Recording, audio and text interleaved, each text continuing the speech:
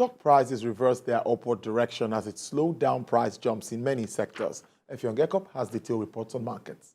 The stock market has applied brakes to upward price swings, dropping values of major blue-chip firms. It came on the back of high level of profit takings by investors who needed cash from their portfolios.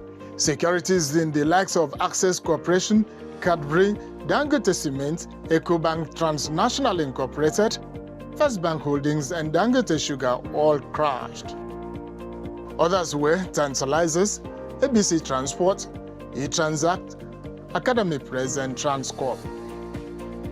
Light-weighted firms with gains included Deep Capital, Courtville, Golden Breweries and Morrison Pharmaceuticals.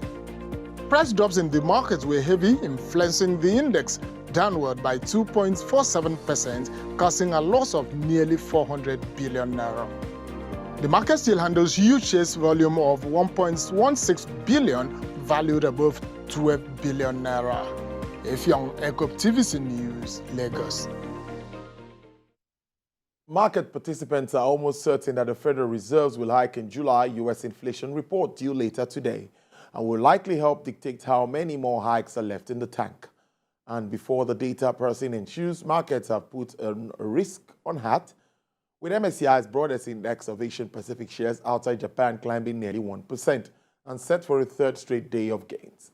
The dollar dipped against major currencies, touching the 2-month low. Yen continued its ascent, strengthening 0.6% to 139.60, dipping below 140 for the first time in a month. As the short squeeze continues, features indicates European stocks are set to keep the exuberant mood going.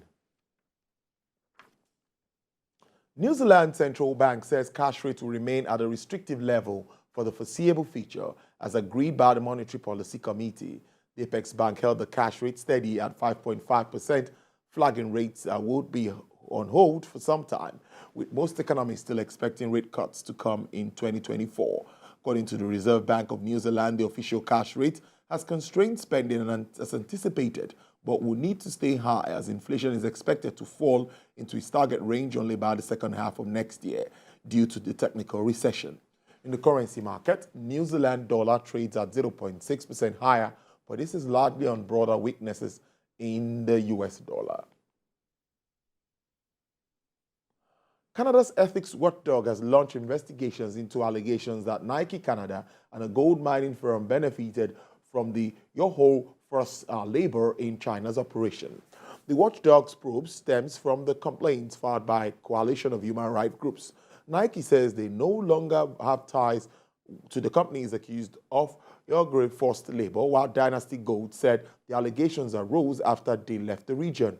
A United Nations report in 2022 reported that China had committed serious human rights violations against Uyghurs, an ethnic Muslim minority population living in the region of Xinjiang, that may constitute international crimes, in particular crimes against humanity.